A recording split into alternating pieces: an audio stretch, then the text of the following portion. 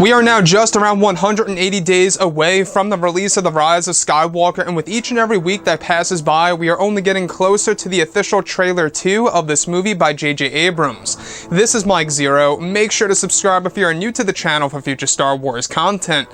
So what's really great about this movie is that this movie really is going to deliver when it comes to twists and turns and filling in the gaps in between the originals and the sequels, which honestly is great because that part of the Star Wars universe is very mysterious and unknown to the audience and to the Star Wars fans around the world.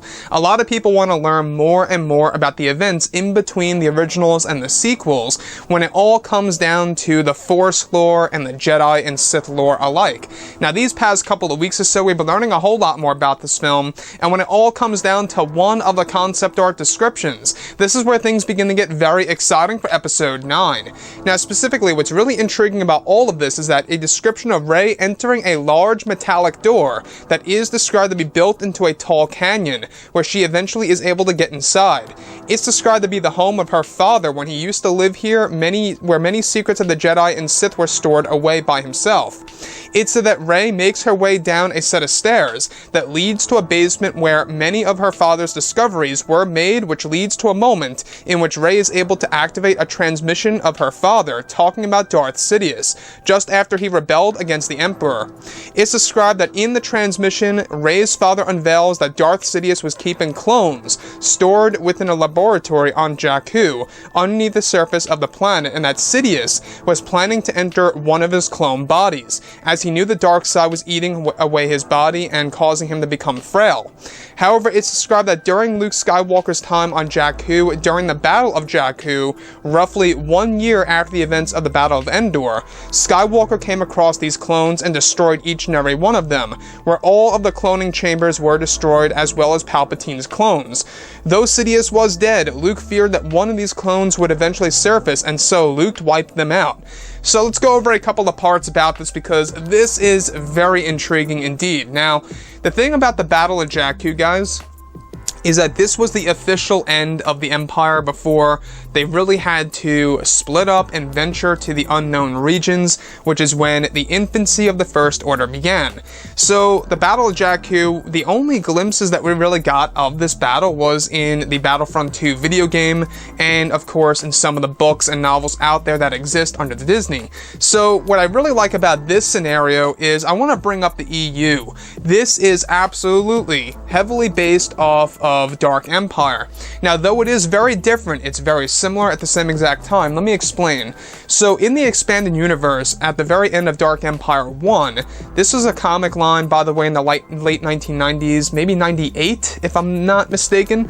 But in that comic line, I can remember it vividly, where at the very end of Dark Empire 1, we have Luke Skywalker meeting with Palpatine, where he's still fully embraced with the dark side, but now he goes up against the Emperor and destroys all of his clones in front of Sidious. So Sidious is alive watching Luke Skywalker do this. Now, in Disney's version, this is all being told through a recording through Rey's father, where Rey's father is explaining that Skywalker himself went down into the basement or underneath the surface of Jakku into a laboratory where Palpatine kept a lot of his clone bodies, where Luke eventually destroyed each and every one of them discreetly. So this is a little bit different than what was done in the expanded universe, where Luke confronts the original Emperor Palpatine, or should I say the Palpatine that has already been a new clone, and that's when he destroys all of them in front of Sidious. So what I like about this, though, is that it's very similar, but at the same exact time, it's somewhat different and offering something new. Unfortunately, it seems like that we're not going to see Luke Skywalker doing this, amazing thing to the Palpatine clones, destroying each and every one of them with his green iconic lightsaber.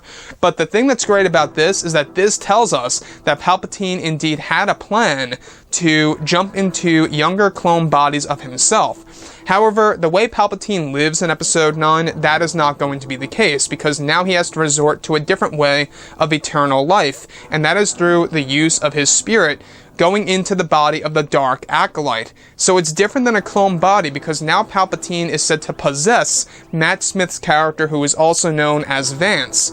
So you can really see how they're trying to at least pay some kind of homage to what was done in Dark Empire 1 in order to truly bring something special to the hardcore fans around the world. Now, I think that this is really the drive, right, for the fans, for the Rise of Skywalker. This really is the driving force for excitement, is Palpatine's introduction once again in the Rise of Skywalker and his return, and exactly how it's going to be executed on the big screen, how much screen time Palpatine really is going to have when he's in the form of a spirit infiltrating the body of Vance. So honestly guys, I am very excited to see how it's all going to roll out onto the big screen, and if you guys did enjoy the content for today, do make sure to drop a thumbs up on this video to support the channel. I thank you all so very much for the kind support, and I'll catch you guys next time.